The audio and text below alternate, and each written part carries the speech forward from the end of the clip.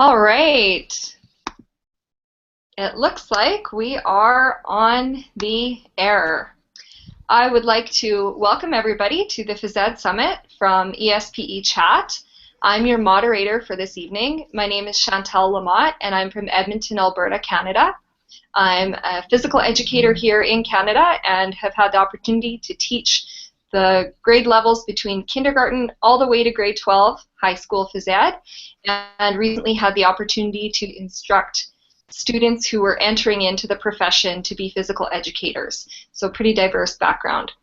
This particular summit is designed for elementary physical education and for providing quality phys ed to every child. So we're an offshoot of the original Phys Ed Summit, and we're thankful for their leadership and guidance. And we're really relying on technology for this summit, so just please be patient. If you have any issues, we may have to start a room over, and we would send out the links to you through Tozzle and through Twitter. So today we have a presentation on physical education without borders, and their topic is creating a physically literate lifestyle. Our presenters are Margaret Robelee and Lynn Hefele.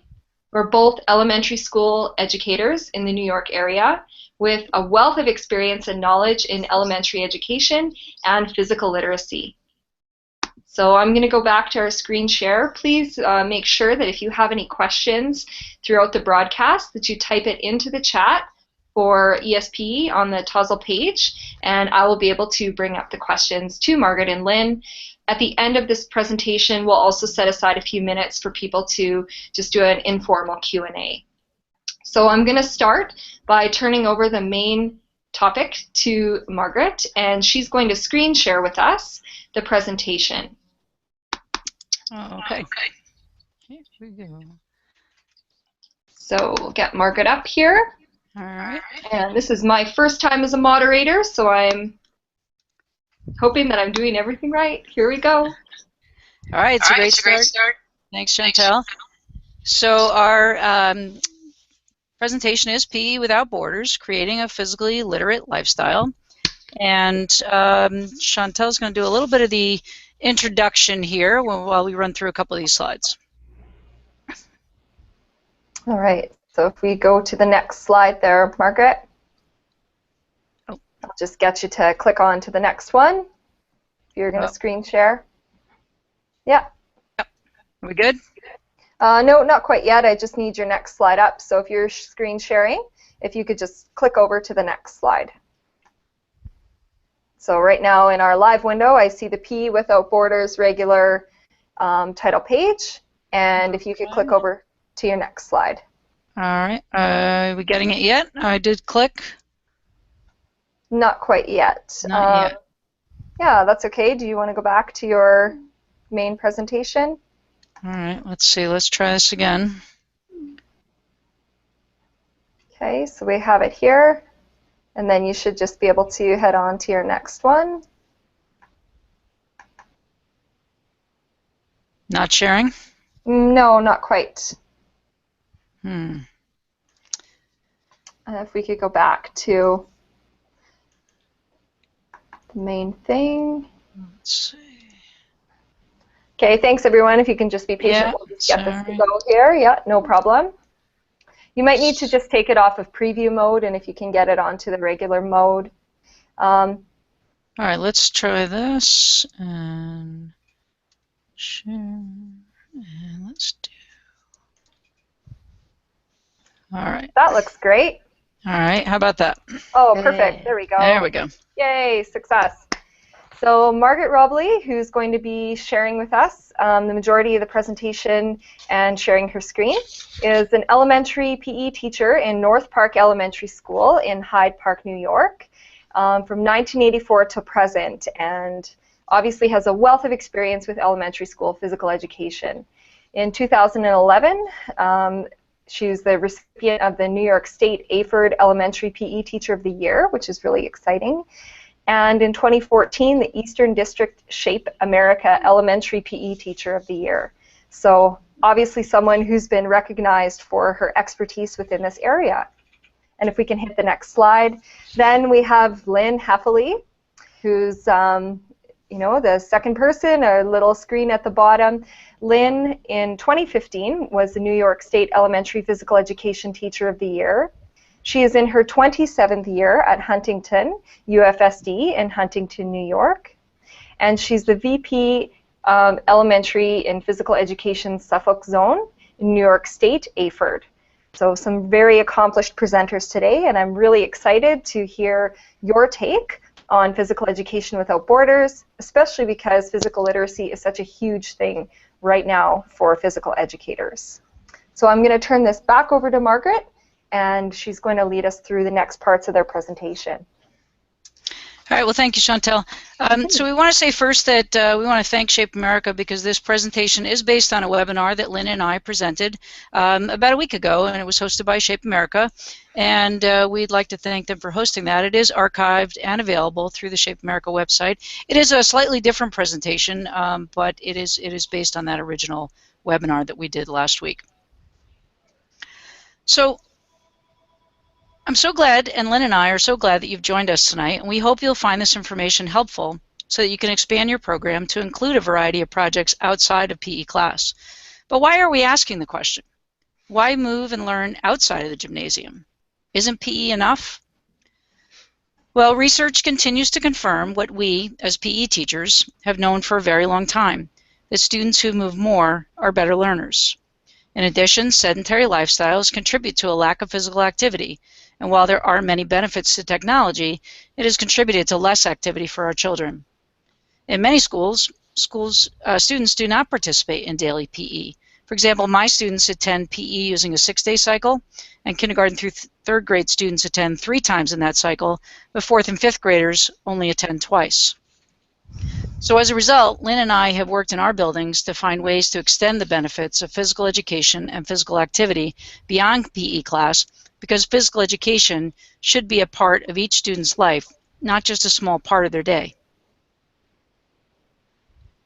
So this slide, courtesy of Dr. John Ratey, author and researcher, shows student brain activity during testing.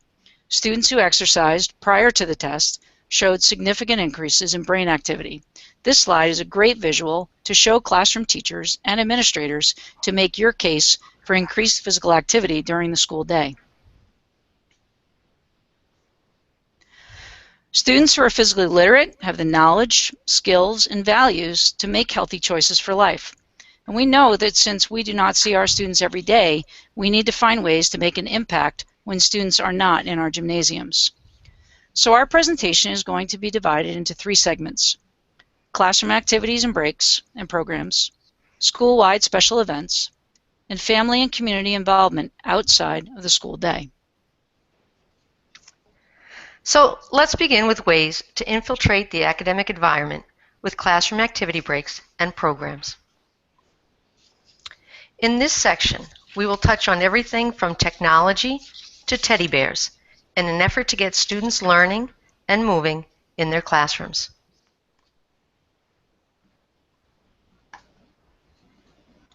Tracking activity. One of the easiest ways to motivate your students to move throughout the day is through the use of pedometers. While most physical education teachers will utilize this simple technology within their class, few allow students to take them beyond the gym walls. However, with some classroom teacher cooperation and a few discussions on student responsibility, this device can help change a sedentary classroom into an active learning environment. Likewise, for the truly enthusiastic teachers, interdisciplinary programs incorporating physical activity, geography, math, and English language arts can be developed. For example, at my school, Southdown Primary in Huntington, and with the help of Mrs. Kenny's 3rd grade class, we wore our pedometers throughout the day through the year. Initially, we calculated their miles and plotted a course that took them on a field trip to virtually visit other PE classes across the country. Later on in the year, they used Active Globe. It's a tracking device that developed by the PE Geek, and Logit developed by PE Central to keep track of their trip and view their progress online. At each destination, we had a video conference or a pen pal exchange, and the students studied about their location in their classrooms. The flipped classroom. This is a way of educating your students outside the class, and it goes beyond just physical activity. It also includes physical education concepts and strategies. One teaching strategy to increase both physical education and physical activity on student time is to flip your classroom. The idea of flipping your classroom refers to giving instruction outside of the gym so that you can spend your PE time moving and practicing instead of sitting and talking. Two popular ways to implement this type of instruction are through the use of Google Classroom and Edmodo. By setting up an online classroom, you, as the teacher, can post videos, assignments, fitness calendars, and give cognitive assessments that your students can view and respond to before and after class. If your district isn't using these formats, try developing a website for your students. Our district uses e-boards that are simple to create.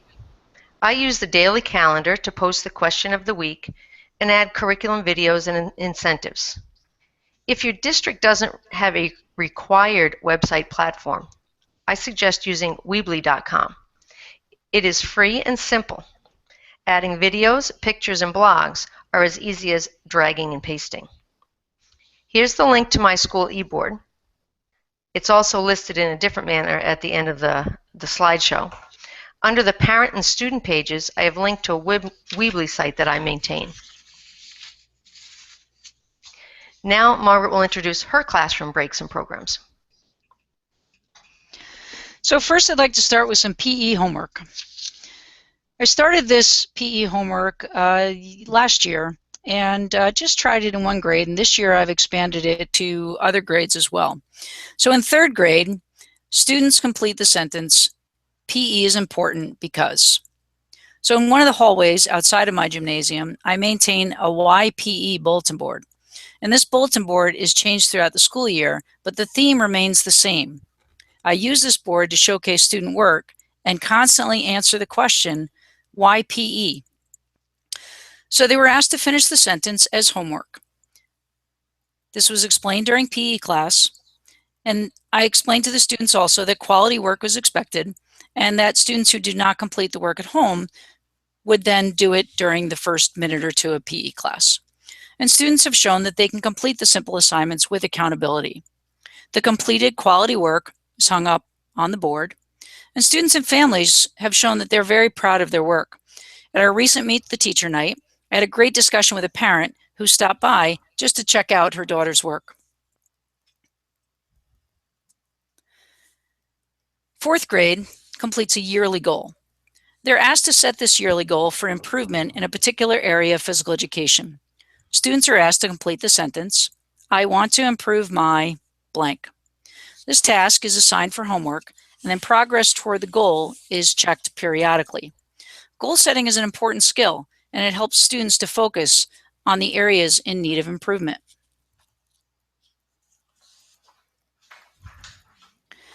In fifth grade, I'm just beginning to experiment with the use of Google Forms for a variety of uses, including assessment and polling. This current poll was created with Google Forms and was given as homework to my fifth grade students. Specific directions were typed up and given to students. Students were asked to return the homework page, indicating that they had completed the poll question. Students who do not have internet access were asked to return the homework page and were given the opportunity to answer the question in school using our PE iPad minis. So this is the first time that I've used the poll question as a homework assignment, and I've gotten a very good response. And with Google Forms, you can see the answers, the results. You can print out summaries of responses. And so this is ongoing right now. When this is completed, I'm going to share that information, show that data to the students. Another activity that we do is called Fitness Friday. And it's one way that you can encourage physical activity every week outside a physical education class. Fitness Friday came about as a result of a grant that we obtained about several years ago. We're now a pilot school for a program called Healthy Highway. We'll talk more about that later.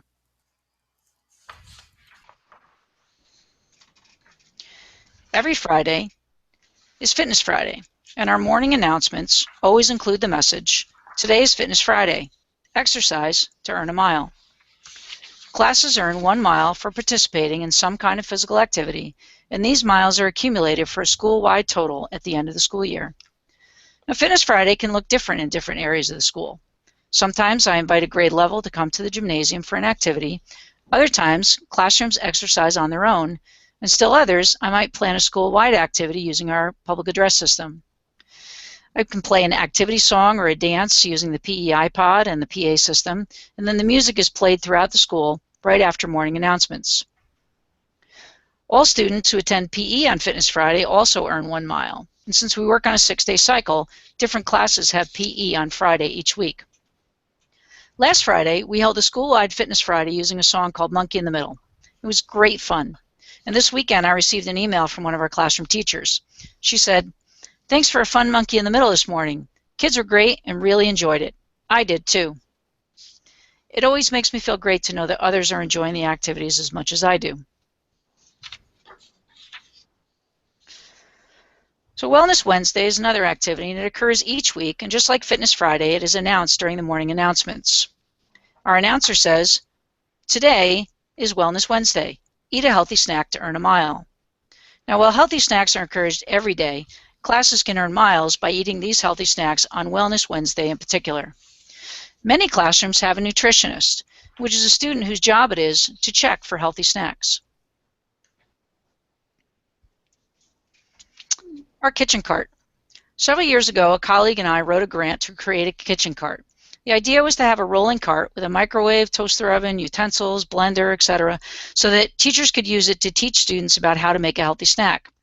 Examples of classes that have used this cart includes Fun Food Friday, which is an event conducted by a 4th grade class once a month, as well as a 2nd grade economics lesson, which included baking and creating a store of sorts. Now, last Friday, the 4th grade class made apple quesadillas, and they made a special point of bringing me down the recipe.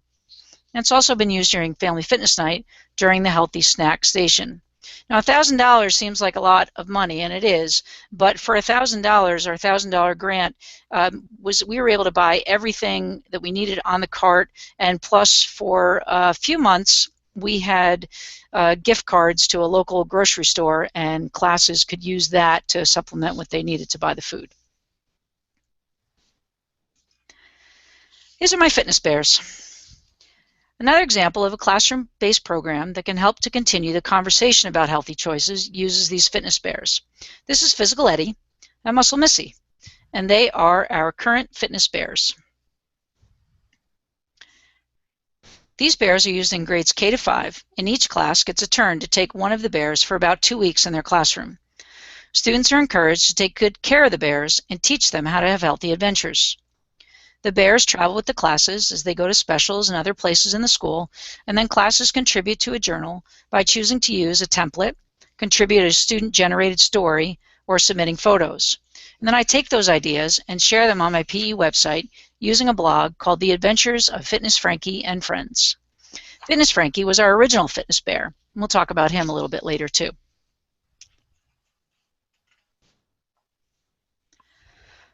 Go Noodle is a great free resource that is designed for classroom use. It contains exercise videos that are age appropriate and are well organized, and in my school we've used it in the classroom, but we've also used it in PE class as well.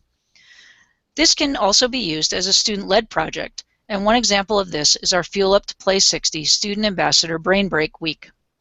I recently received an email from a 1st grade teacher about using Go Noodle for this school year. She said, "I'm looking forward to using all of the brain breaks again this year. They certainly help the kids, and all of us adults too." So it's great when you can get the support of your classroom teachers when using a project like this. So I mentioned our student ambassadors. This group is an example of how students can be leaders of healthy choices in their classrooms. This was a new project for us last year and involved students in grades 3 to 5 who met once a month. After we received parent permission, students worked on projects based on the Fuel Up to Play 60 program to increase physical activity, learn about nutrition, and promote community service and character education. So our physical activity play was our Brain Break Week. Our nutrition play was the Veggie Taste Test Day.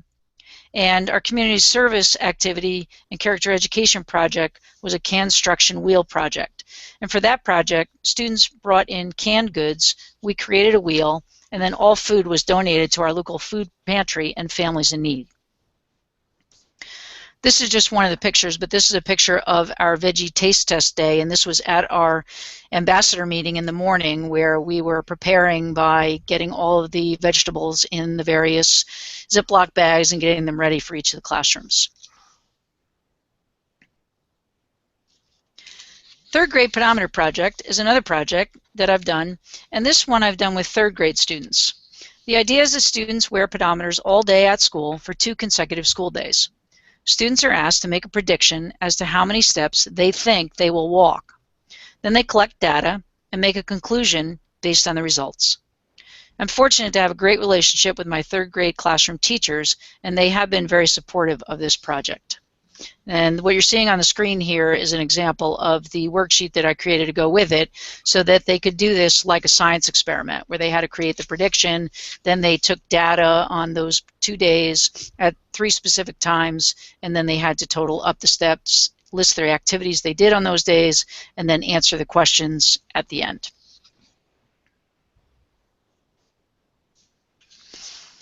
Our walkway over the Hudson field trip is a 5th grade field trip, and this project began several years ago, and it's a highlight of my year. The walkway over the Hudson is a pedestrian walkway bridge that was built using an old train bridge. It spans the Hudson River and is about 1.3 miles each way. All 5th grade classes are taken to the walkway in the fall, and they share a pedometer with a partner. One partner wears the pedometer one way across the bridge, and the other partner wears it on the way back. The 5th grade classroom teachers support the project and teach students about the history of the bridge, the river, and the surrounding areas. And students collect the data and they complete a worksheet using the data. These are a couple of pictures. It really is an amazingly beautiful walkway with a great view of the Hudson River, and the students and the adults really enjoy this trip.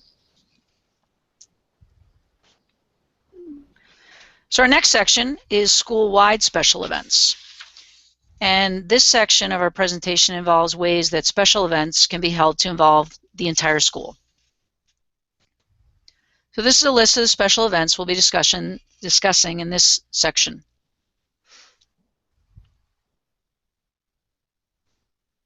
So we'll start with Healthy Highway. Healthy Highway is a wonderful program that was created by Wendy Cooper, who's a retired PE teacher from the Rochester, New York area. It uses a traffic theme to teach students about healthy choices. Our school has been a pilot school for this program for a number of years, and we hold assemblies about every 6 weeks. At each assembly, a new road is announced.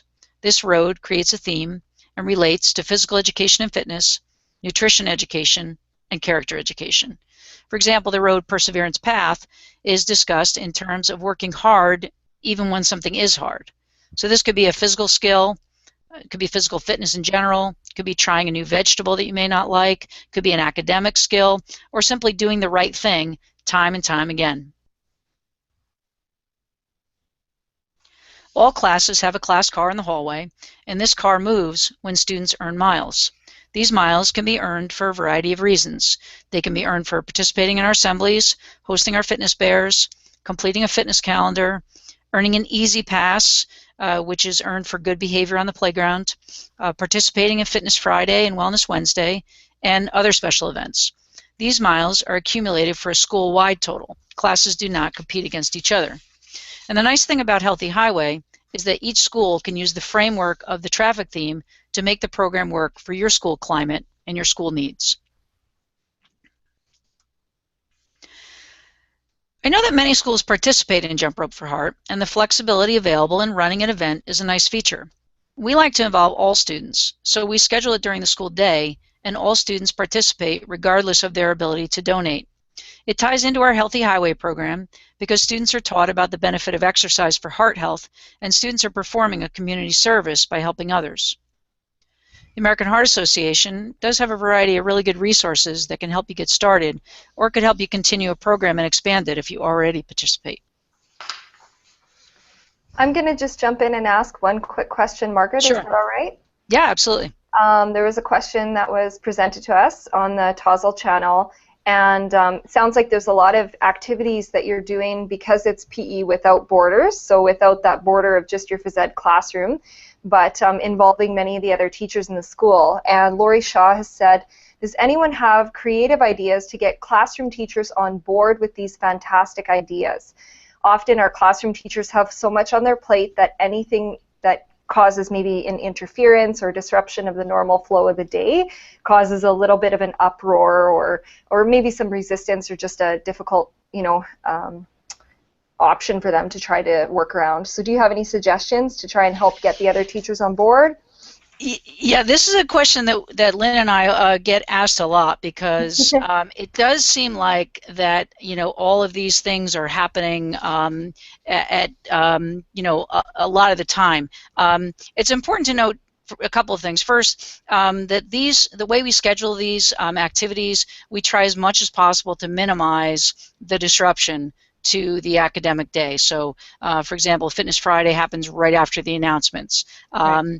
The Wellness Wednesday is something that kind of is ongoing. But I have a really, really good administrator who believes in the connection. So the first thing is that you have to have somebody at the top who's willing to support it too, and who's willing to say, yes, I think this is important. And my principal very often says that, our day at school is not about the test score, that she understands that students who move more are better learners, and they also, when they have these special events, they want to come to school. So that's first. You have to have an administrator that's willing to support it. And second, what you do has to be done really, really well. It has to be organized. The very first thing you do, that you come to, the first idea, I came to my faculty with an idea. I knew that it had to be super organized, great for kids, and minimize the amount I was asking of the classroom teachers. So when I was successful in one event, and they saw that, yeah, this is good for kids, this was fun, I like to do this, and I was respectful of the time that it took to do it, and tried to schedule it that way, then little by little, I got more people on board. It didn't happen overnight. It took time. And I know, Lynn, you've got some great ideas with that as well, so maybe you want to jump in here. Yeah, I would say start very slow with something very small that impacts the teachers very little. And then work towards your best friend that's a classroom teacher, and try something with a classroom teacher. And then something school-wide that's done during an assembly that would be taking place anyways. Start off small and then work bigger. Work after hours. I go in during indoor recess into the classrooms to do some of these things. Both Margaret and I do put a lot of our own time in, out of preps and after school and before school, to do all this stuff, so that we're not impacting the teachers. But we know that it's difficult, especially now when they're having more and more thrown at them, the classroom teachers. And I think if they know that we know that, if they know that we respect the fact that everybody has, is being asked for more and more, and everybody has a lot on their plate, if they understand that we understand that, then I think that helps too. Okay, thank you. You can continue on here. All right, so we'll move on to Project ACES. And this is another example of a school-wide special event that can help you make a difference. And it stands for All Children Exercising Simultaneously. So this can be a relatively simple project to organize, and it can involve the entire school. Project ACES was started by Len Saunders in 1989, and it's actually a worldwide project now that's always held on the first Wednesday of May. But there is flexibility in that schedule if it doesn't work for your school. In the past, we have held it at different times during the first week of May due to testing and other events going on, and it can be a great kickoff to Physical Education and Sport Week, as well as National Physical Fitness and Sports Month. There's no one correct way to do this event. We usually do a variety of dances, but any type of exercise is great. And this is probably one of the first school-wide activities that I did way back in the early 90s. And it was very quick. It took about 15 or 20 minutes, and it's a great way to get a positive message about physical education and physical fitness out to your students and families. Last year's event at my school included using our outside fields, and we had a great time dancing together, but it can really be whatever works for your school. So now Lynn's going to talk about the next set of slides. And actually, this next slide kind of helps out with getting classroom teachers involved. And that's called doing cross-curricular activities. Because while the risks of sedentary lifestyles should be enough to justify increasing physical activity in the schools, connecting movement to academic concepts benefits the whole child. And developing and displaying school-wide initiatives are an excellent way to motivate and educate your students. So if we're trying to do something that moves the students but also increases academic concept, then you tend to get teachers on board a little bit more. So this bulletin board, which is displayed in the main hallway, shows the progress of students in the Skip Count Challenge. Students were shown a fitness video during a math night assembly. The video consisted of a student performing exercises while skip counting. Each exercise correlated to a different number group. Over the next month, students performed the Skip Count Challenge as the warm-up in physical education and then could earn a basketball to put on the bulletin board at their highest completed skip count level. Level 1 included counting by ones and tens, which is a kindergarten, first grade level. Level 2 was twos and fives, kind of a first and second grade level. Level 3 was threes and fours. Then level 4 was sixes and sevens, and level 5s was eights and nines. I went into the classroom and sat with kids during their lunch recess and did the actual assessment of where they could get. So that's how they got their basketball. The Skip Count Challenge video can be found on my YouTube channel, and it's also as a mobile app that can be downloaded at the site listed on your screen.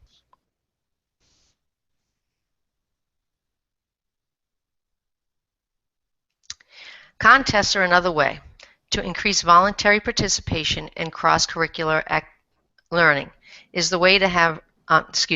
Another way to increase voluntary participation in cross-curriculum learning is to have writing contests.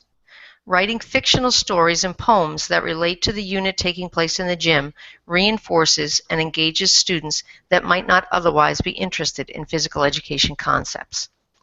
This bulletin board, displayed in the cafeteria, shows a jump rope chant contest. Students were asked to write a chant that they could use for jump roping. Small awards were given to the top 3 poems.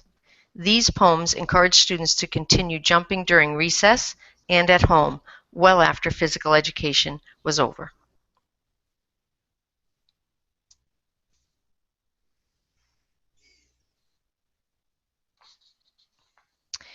Raffles.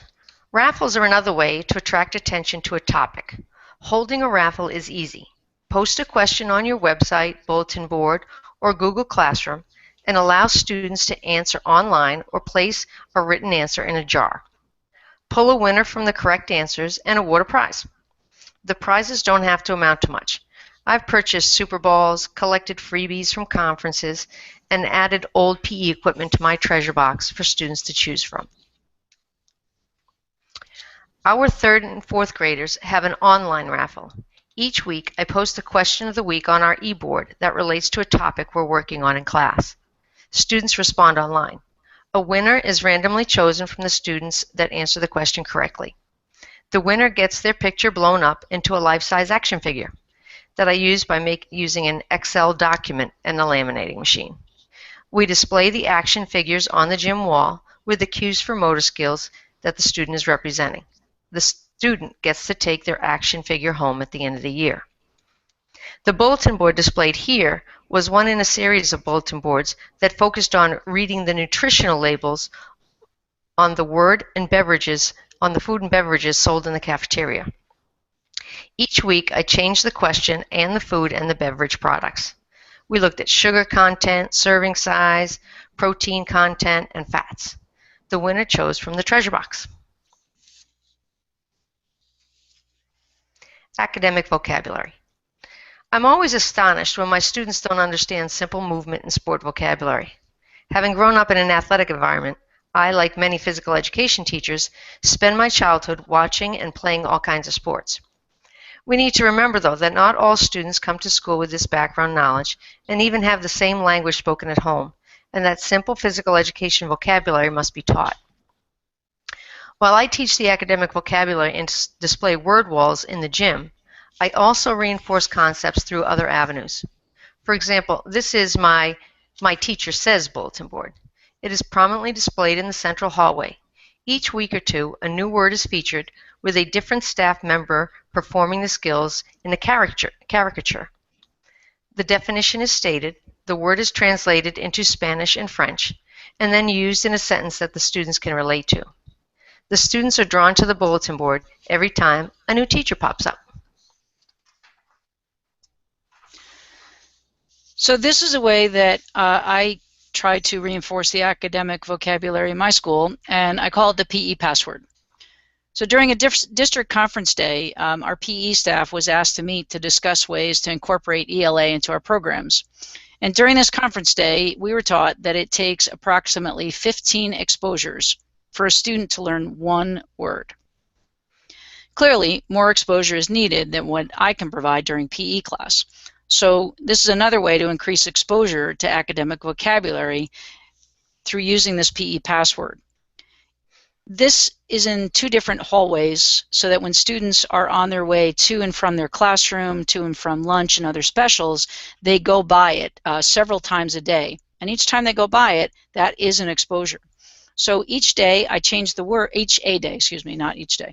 Each A day, so that's the first day of our cycle, I change the word, which is hidden under the Peek Here folder. Students are asked to peek early and peek often. I want them to have to interact with the word in order to see it. So by flipping up that folder, they have to physically interact with the word in order to see it. So it just doesn't become something they walk by every day and don't see it. So I add picture clues to help students understand the word, and I also add a QR code so that when it's scanned, a definition of the word is given, what I want them to know about the word. Now, while students do not scan in the hallway, they do use iPad minis in small groups during PE class to scan the QR codes each week. In the past, I've actually witnessed our reading teacher using her iPad to scan the code and reinforce the learning as well as she was walking her student back and forth to reading class. So the PE password and the QR code is also added to my PE website for additional exposure.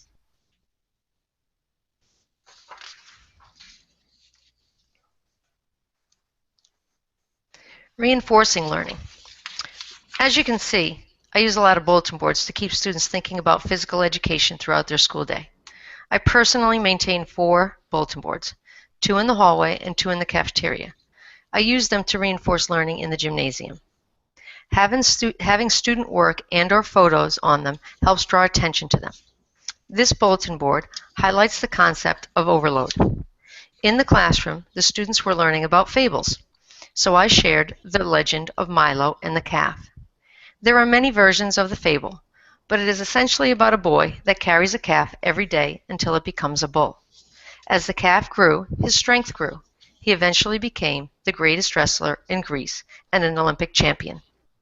Students on this board are demonstrating muscular strength and endurance activities. The students were chosen through a raffle. To be entered in the raffle, students needed to visit our website and answer the question of the week.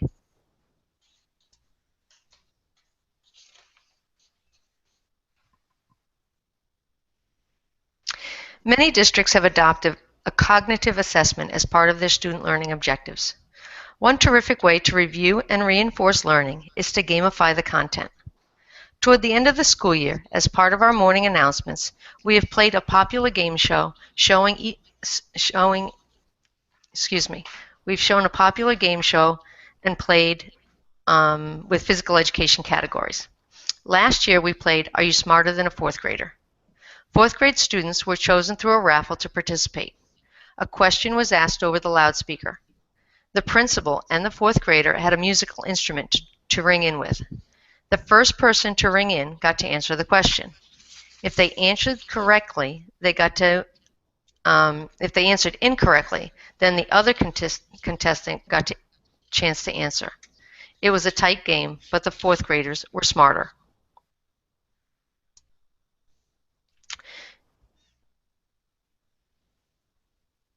Two years ago, our principal and our building aide played Jeopardy over the intercom.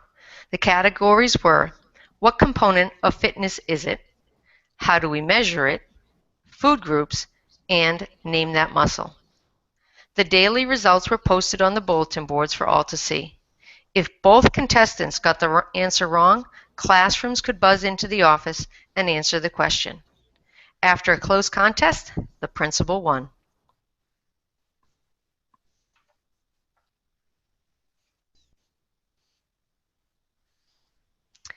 Making physical activity a part of your student's life is a year-round goal, even though we're only in school 5 days a week and 10 months a year. Finding ways to motivate students to make movement a part of their daily routine should be a priority. In this day and age where everyone is taking selfies, one of the best ways for students to record and share their physical adventures is through photography. The physical activity postcard bulletin board shown here had multiple purposes. First, we wanted students to share their summer physical activity adventures. We also wanted them to see that their teachers engaged in exercise year-round. And finally, we wanted students to be able to see where in their community and around the world there were opportunities for fun and fitness. Lynn, I just have a quick question for you that was posted into our Tozzle page chat, and it was, how often do you change your bulletin boards? So I think that, you know, sometimes we think only classroom teachers really have bulletin boards and the PE teacher doesn't, but obviously yourself and Margaret are doing a lot with bulletin boards. How often do you change them? I try to change them, like, because there's 4 of them, they rotate, but I try to change them at least every 2 months. I don't want them to get ratty looking. So, and if they're on a rotating basis, I'm probably changing 1 or 2, you know, a month. Yeah, the 2 in the cafeteria, I try to have them relate to something that's nutrition-based and recess-based, you know, so that they, when they're, it gives rules for recess or how to make groups, that kind of thing. Fitness calendar can go on that bulletin board. The ones in the hallway, I try to make school-wide, kind of the vocabulary, the initiatives, that kind of thing. But I don't like them to get to the point where they look like kids are picking at them or they don't go along with the unit I'm teaching. I try to keep them up to date. But I love doing it, so it's kind of, you know, fun for me, where I know it could be a hassle for people. But I put them on my, they're on my website, all the bulletin boards that I do. If they don't have children's pictures on them, I put them on my website. And one of the biggest ways to cheat on making bulletin boards is to use the old-fashioned overhead projector. And I just put a, you know, a transparency up, outline it, and draw it with the transparency. Okay, thanks. Okay, so now let's take a look at family and community involvement. Not only does involving the family and community help advocate for your program, it also establishes a solid lifestyle foundation for your students.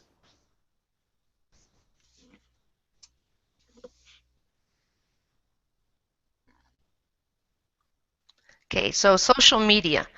Although education has been slow to take advantage of social media, unlike all of us here today, it is becoming a powerful way to reach both students and parents.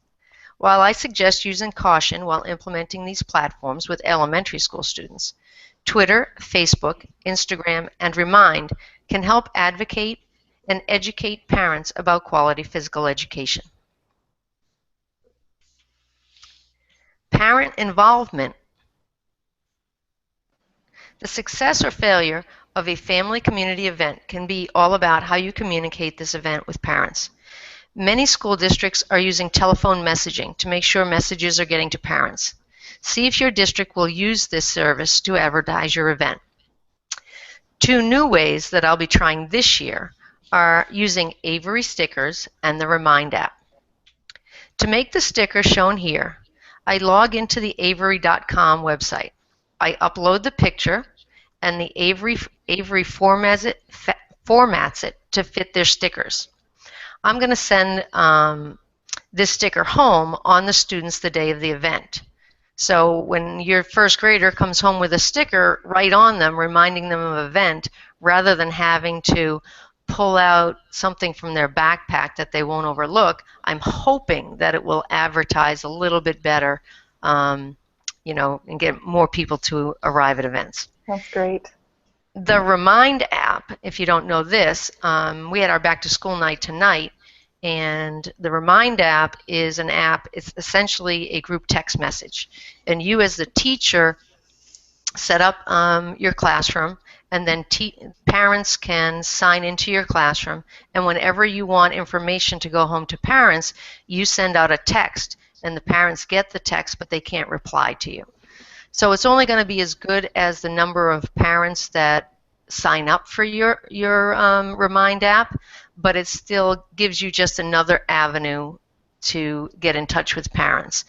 And sometimes sending out group information about what's happening in your classroom just keeps them a little bit more involved. Next slide is primary day at sporting events. Now, I haven't done, our district has a homecoming parade every year, and a lot of school districts do this, but our school district allows all the schools in the district to walk, and we walk 2 miles uphill to the high school. It's a great district-wide event. At the elementary level, the students and parents walk together. The homecoming football game follows the parade, and families are encouraged to stay. This year, I want to encourage my students to become part of other sporting events. So I've planned to bring my students to a basketball game during the winter season. After our dance unit, we will be doing a montage of dances at the halftime show. I got this idea from Scott Williams at the Southern District AFID conference this past year. So we're going to just have any child that wants to show up comes to the basketball game, and the basketball coach is going to try to give them freebies of some sort and popcorn and whatnot. And then during halftime, everybody will go out to the middle of the floor and dance. We'll all be nay-naying. It'll be interesting. I'm also thinking of having a family walk on the track each week during the month of April, and we're making our Jump Rope for Heart a family event this year in May. So instead of having it during the school day or before school, it's going to be in the evening, and parents will be turning the ropes, and we'll make it a really fun community event. That's great. So now Margaret's going to discuss how she involves parents and community. Thanks, Lynn. We're going to start with Fitness Frankie to Go. Fitness Frankie was our original fitness bear when we first started on the Healthy Highway. He traveled to classrooms and had summer's adventures with me that I shared with the school during our assemblies, and in fact I still do that. He has a summer adventure every summer, and then at the end of the summer I write a book about our adventures, and I share that at our first assembly. Well, he got so popular that more bears were needed to help out. So students were constantly asking me if they could take him home for a healthy adventure. So the idea of Fitness Frankie to Go was born. This is a project for my second graders in my school, but could certainly be done in older grades as well. Students are allowed to take Fitness Frankie home for a weekend, and this activity promotes and encourages students and families to have healthy adventures at home. A letter explains the program, and students contribute to an included journal template by either taking a photo, drawing a picture, or writing a story. Journal entries do vary, but students also verbalize their healthy adventure when they return Fitness Frankie on Monday morning.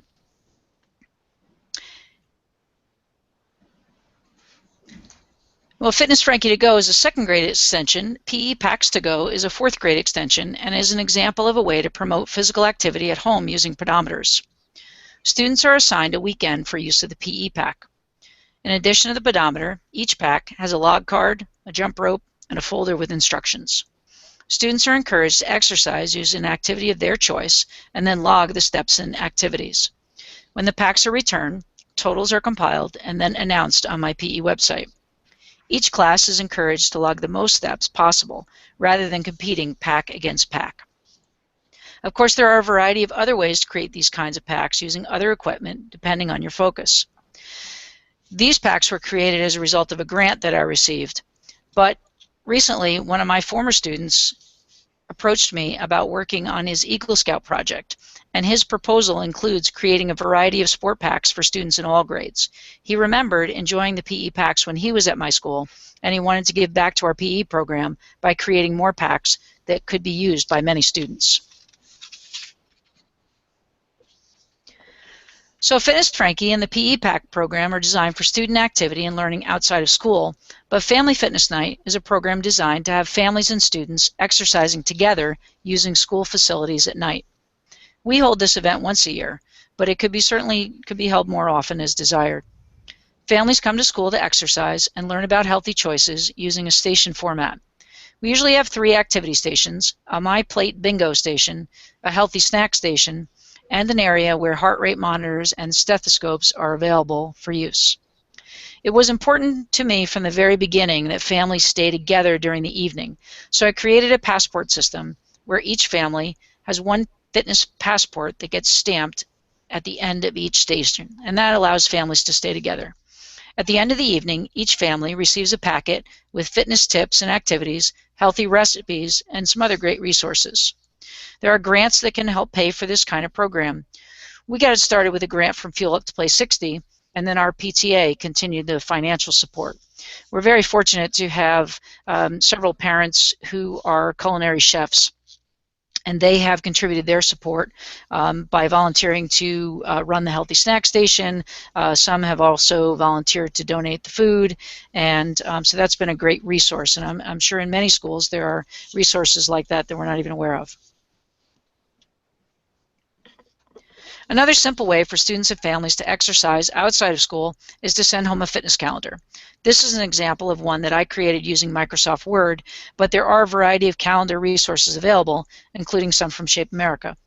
And not only are the calendar days filled with choices for activity and healthy nutrition, but the flip side of the calendar allows students and families to create their own fitness calendar by filling in their own activities and healthy choices. And this came about because when I first started doing this, I would have students say, you know, oh, I couldn't do the fitness calendar because I had karate every night, or I was at gymnastics, or I didn't have time. And I knew they were exercising, and I wanted them to get credit and to have the experience of logging that. So it was simple to make the other side blank, and then many students do just fill in the other side with the activities that they do. So students and families that return the calendar to school are recognized as fitness fanatics using bulletin boards and my PE website. I'm just going to stop you for 1 second, Margaret. Sure. We had a question on the back channel as well regarding your family fitness night with the passport stamping. Sure. Did you organize different shifts for different grade levels, or do all families come at the same time? How did you organize that? They all come at the same time. It is a K-5 invitation. Okay. We've tried it at different times during the year with varying success. You know, when you do it in the spring, there are conflicts no matter what time of year, actually. But we do ask families to sign up ahead of time for the most part, just so we know how much food to have. You know, certainly people show up that haven't signed up, and that's fine, and then other people can't come at the last minute, and that works out. But we do have people sign up ahead of time, so we at least have an idea ahead of time, and we've gotten anywhere from 100 to 150 people coming, and by organizing the passport system also allows me to decide who starts where. So I have it sort of organized so that this family starts at this station, and the next family will start at the next station. Helps to organize the group so they're not that big either. So yeah. It is K-5. Okay, thank you.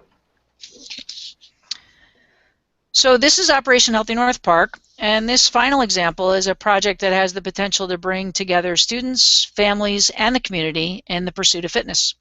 The original idea came from a PE Central project that I changed and morphed and expanded to make it work for my school, and I hope that you take many of these ideas that Lynn and I have talked about tonight and do the same thing for your school. Operation Healthy North Park is held during May to celebrate Physical Education and Sport Week and National Physical Fitness Month. A letter is sent home with students explaining the project, and then it's also emailed to our entire district faculty and staff. The idea is that tickets or coupons are turned in for each day that someone exercises for at least 20 minutes. The bulletin board contains a race car bag, which continues the theme of Healthy Highway, for each class in our school, as well as one for our faculty and staff, our district, and our community. All the tickets are counted and announced at the end of the project. We've had great support as our superintendent, our assistant superintendent participate, along with many other district employees.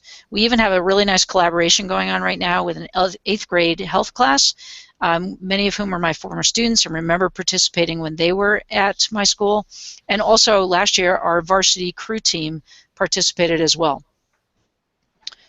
So this bulletin board shows the final result of last year's project. So you can see the race car bags, and each car has the name of either a class, the community, the faculty, the staff, and then the coupons just are deposited into the bags. Last year we set a new record with 5,242 tickets collected. Wow. Yes, and I actually did count every one, but that's also where you can enlist the help of your classroom teachers.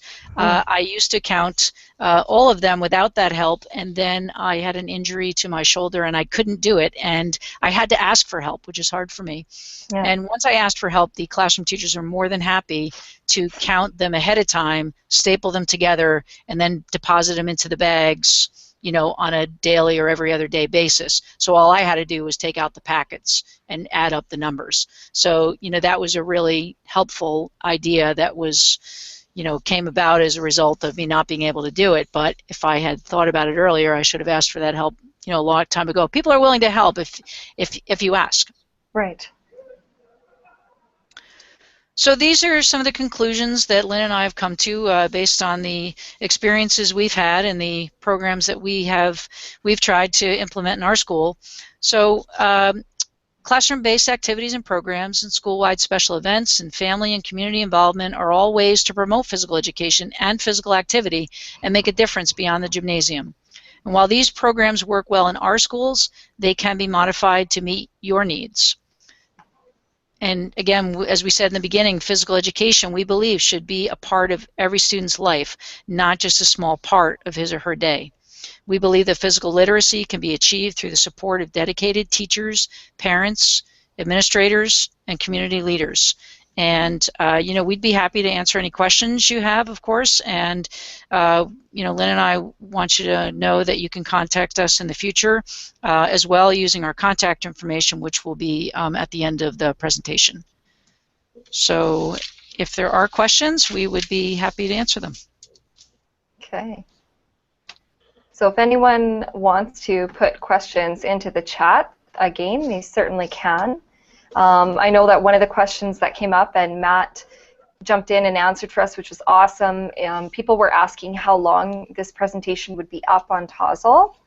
And Matthew said he's going to try and add the links to the ESPECHAT webpage next week. And then anyone can always also contact Matt to get a copy because it'll be on the Google Drive. So I know that people are really excited about that. Margaret and Lynn, I know you haven't been monitoring the back channel because you're presenting, so I'll just say there's been a couple of compliments that have been tossed your way. It says, you ladies are amazing. I'm impressed at how much of your time that you put into your programs to make the programs amazing. People are saying they really want to try to do a family fitness night. Someone really likes the teddy bear idea. I think Fitness Frankie is great. It reminds me of Flat Stanley, if you've heard of Flat Stanley. Yes. So just so many neat ideas. People are saying, again, outstanding, thank you so much. So I think, you know, sometimes with different grade levels of physical education, people are struggling with what to do. And I personally, as a physical educator, haven't thought of the community connections that you've made with parents. And I know both of you discussed how you've been in your schools for a number of years and how you might be teaching students who you taught, you know, their parents a little while ago. And they remember some of those activities and they want to come back and they want to do it. And I just think that that's so awesome and a great way to build a connection that likely we know nowadays is missing, right? So I think that's pretty cool. So I'm going to go ahead and end the screen share, or should I just go ahead quickly to the contact information page? Let's go to the contact information page. All right, yep. And then we'll go out of the screen share so we can. Sure. And I know it was mentioned that there's an evaluation and a certificate if you fill out the evaluation that we're supposed to promote. Yep. it's posted onto the chat on the TOSL site. So we'll be able to look at that. So this is the contact information for Margaret Robelee and Lynn Hefele, and some teacher resource pages that they have. And I can see, perfect, both of you on Twitter as well. Yep. Okay. Yep. Yep. All right. So let me. Well, I want to thank you for being so helpful through this process. We enjoyed working with you. Thank you very much. First time through as a moderator, so I hope I did all right. You did great. Perfect. Yeah, good. All right, we back on. Is screen sharing ending? Are we good now? Okay. Yep, I got you back. All right. So I'm just going to ask if there's any other final questions coming from the group that we're watching. I know someone asked if these sessions are going to be staying on YouTube like the other summit sessions. And Matthew says, yes, it will stay on YouTube. If you search hashtag ESPECHAT right now, it can be added to the webpage later this week. Excellent. Good. So anything else? Oh, Derek says, thank you so much for sharing, ladies. So if there's no other questions. Thanks for stopping, Derek, Laura. Yeah. Yeah, thanks to everybody, and thanks, Chantel, for moderating. We really appreciate it. And thanks, Perfect. Matthew, for all your hard work. Yeah, thank you, Matt. Thank you to Matthew. Yeah. Yeah, and to everybody at ESPECHAT. You bet. Thanks for taking the lead on this. All right, have a great night. All right. We'll hope to connect with care, everyone World. soon. All right. Thanks, everybody. Bye. Bye.